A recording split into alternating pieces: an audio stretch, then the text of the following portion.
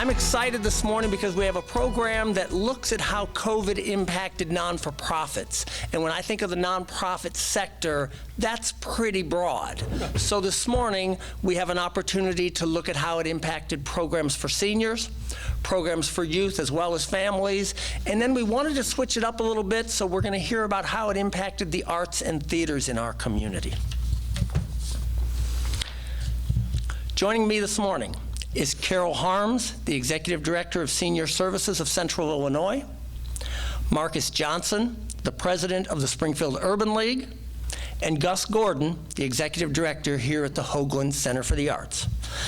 Gus is in a unique position because he works with so many different organizations. We talked about that before him joining us, and it'll be interesting to hear how various organizations, as well as the Hoogland itself, dealt with COVID-19. Before we get into the issue specifically of COVID, I think it's important that we know what these programs represent, who our speakers are. So at this point, what I'm going to ask, and I'm going to start with Carol, give a little background on yourself, and then more importantly, give us a picture of, in your case, what Senior Services is, the number of programs you have, and the kind of services that you offer the community. Okay. Thank you very much for having me today. My name is Carol Harms. I'm the Executive Director for Senior Services of Central Illinois. I have been with Senior Services for about four and a half years now. And so we've had a pretty rough time with some, obviously, you know that, through COVID. But some of the programs that we offer, basically our mission is to make sure that seniors receive non-medical services through our programs that keep them living independently for as long as possible. And we do that through a large number of programs. We have our comprehensive care program where we go out and we assess individuals for their home care services to make sure that they're getting those home care aid services that they need. We also do adult protective services investigations for those individuals where unfortunately we see abuse, neglect, or financial exploitation. On the good side, we have trips and travel. We have activities and programs for our seniors. We're open Monday through Friday, 8 to 5. Any senior who is interested can come in at any time and participate in the activities. We have exercise equipment. We are supported by King's Daughters, United Way, and Illinois Department on Aging. We also have services through senior transportation for individuals who need a ride to their medical appointments, or if it's just to grocery shop or to just get your hair done. We also have elder assistance services and caregiver specialist programs for those individuals who are being kind of thrust into that role of caregiver for a loved one. Sometimes they're kind of the silent sufferer because they're kind of hidden. They're doing a lot of the hard work for the loved one that they have, but yet maybe those services aren't available. So we're there to help the caregiver as well as the senior who is needing our services. We also have a lot of evidence-based programs where we work with seniors for a matter of balance. That is falls prevention. We have services for individuals who are savvy caregivers, for individuals who are looking to age well, in our Aging Mastery program. Those are like 10 and 8-week programs that people can sign up for. We also have probably what we're known for a lot is our Daily Bread, where we're delivering those meals to seniors that are homebound. Typically our services are for 60 years of age and older. And we also have our Springfield Specialty Meals on Wheels, which is for individuals who have more of a specialized diet. So that's kind of in a nutshell what we're doing. So. Thank you. And Marcus, can you share with us programs at the Urban League? Absolutely. Good morning, everyone. My name is Marcus Johnson, the President and CEO of the Springfield Urban League. I'm very excited to share and see so many of our partners, not only in the room, but on the stage with us today. The Springfield Urban League, one of the greatest things to talk about ever, is an institution that's been in the Springfield community since 1926. And so I think that's something that's fairly missed in the community is how long this institution has been here. Birthed out of the smoldering conditions of the 1908 race riots, the Springfield Urban League was born to address the conditions in workforce, education, and now today, 96 years old, we are addressing workforce, education, housing, healthcare, justice. Our pillar programs that most individuals know are our Head Start programs and our early Head Start programs, which serve children between the ages of 0 and 5. But what most don't know is that we serve over 500 children between 0 and 5, not only in Springfield, Illinois, but in Jacksonville as well. And that our workforce programs extend not only across Central Illinois, serving Decatur, Springfield, and Jacksonville, but we also have an office in the Chicagoland area where we're training state WIC workers to understand their unique responsibilities of serving women and children across the state of Illinois. Our programs, services, resources are all designed to ensure that individuals are financially stable, that children have the opportunity to excel in life, to choose a trade or a school or a life that they deserve, to have the belief that they can do and become the things that their children or their parents or their grandparents dreamed that they can be. Across COVID-19, we understood the unique challenge that we had as an economic first responder. Our role was unique in that we really didn't have the opportunity to stay at home or remote services. We received calls daily to do the things that we've been doing over the past 96 years. Our biggest highlights when it comes to COVID and the things that we've been able to do really focus on our emergency assistance programs, and not just the ones that provide rental assistance or housing assistance, which are fairly traditional, but it was those phone calls for individuals who needed assistance with burial costs. It was students who were trying to understand the unique challenges of going off to college for a first time and paying tuition for a university that they didn't even get the chance to attend in person. It was assisting seniors travel and get medications in our own version of DoorDash that we called the Empowerment Cart. It was helping individuals to navigate the divide that was already in our community and provide those resources to fill it. So who is the Springfield Urban League? We are a 96-year-old institution that serves individuals from birth to golden years. Education, jobs, justice, health, and housing. That is who we are. Thank you, Marcus. Thank you. And Gus, can you kind of give us an overview of not only the Hoogland, but many of your partners? I sure will. Good morning, everybody. My name is Gus Gordon. I'm the executive director here at the Hoogland Center for the Arts. I started here in 2007 in a part-time capacity and then came aboard full-time in 2012, and I've served as the executive director since 2013. It's a little interesting being up here with this great panel today. We all provide something different to the community. These folks provide things that are life-altering. The arts are a little different in that respect, but I would argue that the arts are not perhaps as important, but very important to our community and for the emotional well-being of people in our society. The Hoogland Center for the Arts started on December 31st of 2003. The former Masonic Temple was up for sale, and Kay Fuhrer with the Arts Council, I think, was the first person to have the idea of transforming this beautiful building into a state-of-the-art art center. So Kay started a study, I guess back in the late 1990s, and a group of great volunteers came together to form Springfield Art Center Inc., and they went to work buying the building from the Masons. They went to work raising money to transform the building and then opened the building on December 31st of 2003. What makes us unique is we're not just one thing. We're not just a theater. We're not just a dance studio. We're not just a place where choral groups come together. One friend of mine referred to the Hoogland as the heart of the arts. And she said this because so many different art forms are represented here.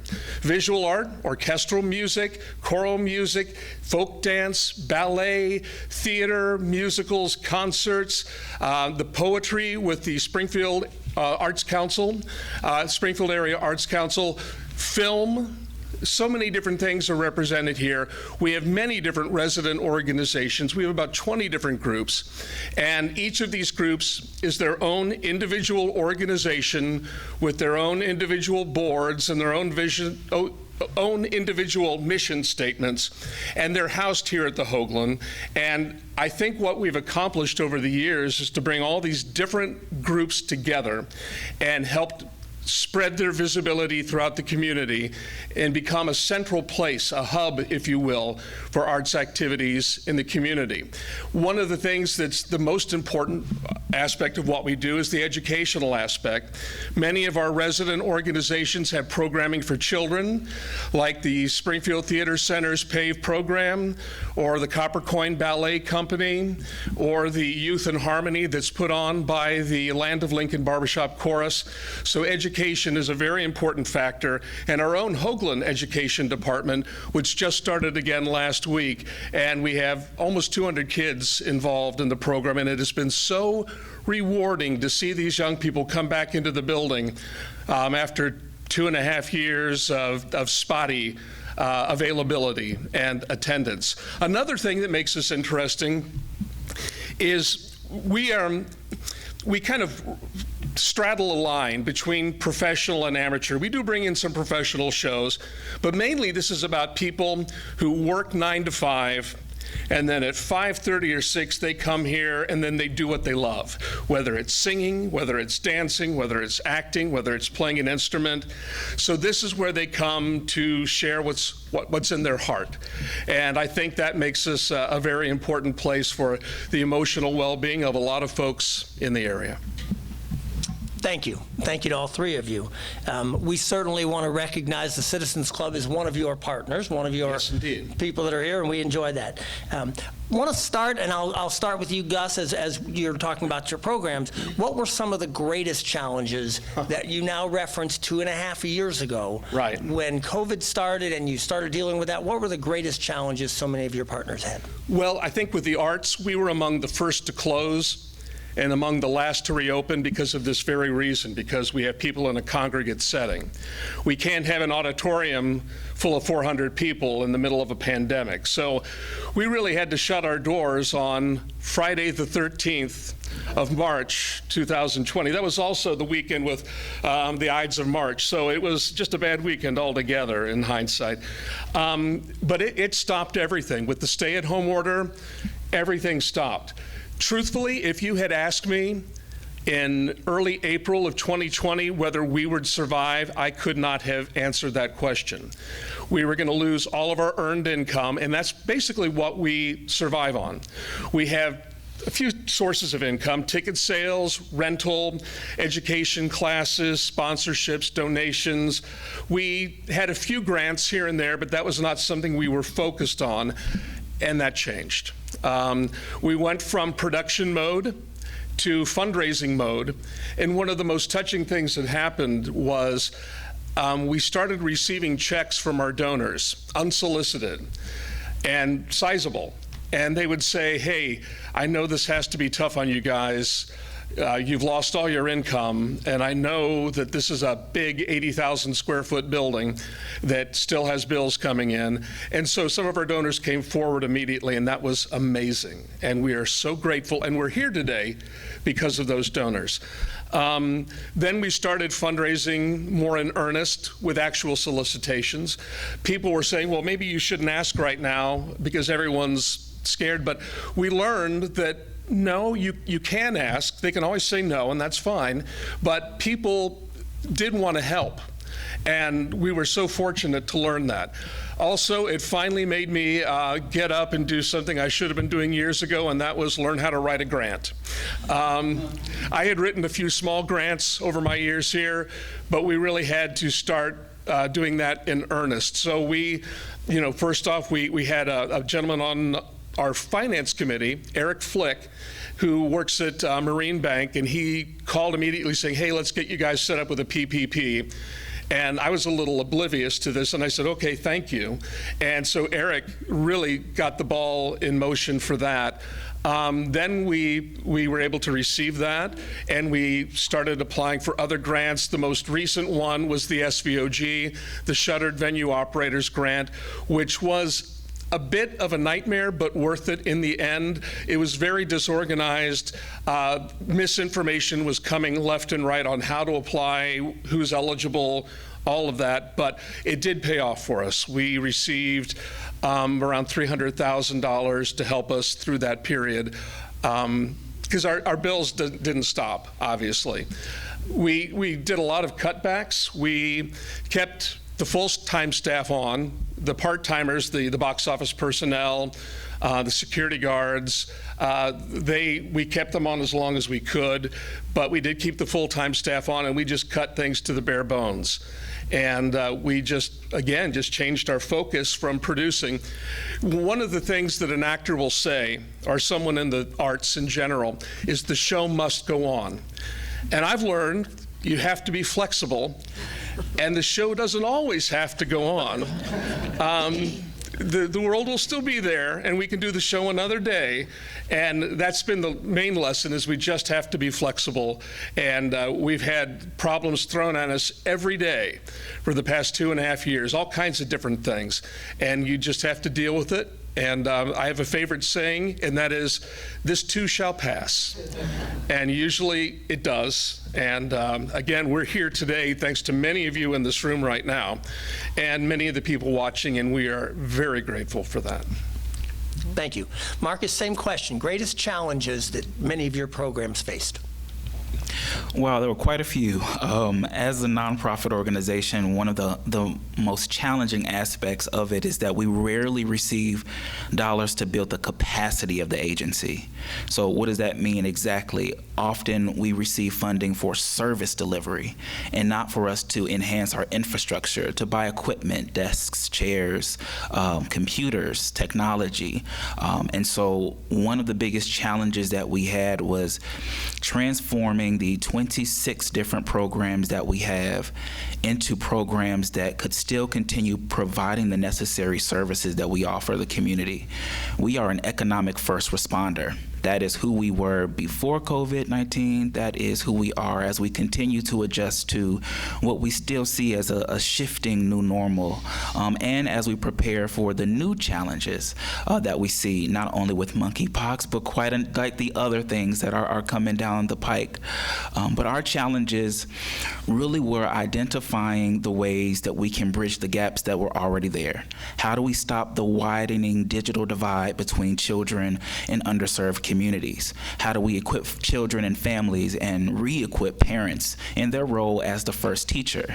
And so we joined in with several of our partners, again, those here in the room, the school, Springfield Public School District 186, as well as multiple community agencies to fill the gaps that were left vacant in the community. At times, myself personally, I felt as if I was working for the Housing Authority or the state of Illinois with the number of questions that I received or the assistance that we were providing to assist individuals in filling out simple forms in person. We shut down very briefly, and when we shut down, it was just March through, I believe, about 45 days we were back in the office. And that was because the number of calls and the expectation that we have as a mission-driven organization to empower the community and change lives was to be there, to be in person, and to provide those resources. Our challenges were, how do we deliver services in person safely? As a job developer, as an institution that people come to, hundreds every single year, unduplicated hundreds, to identify and to support them in getting jobs, attaining jobs, and being elevated in their jobs. One of the charges that we had was to make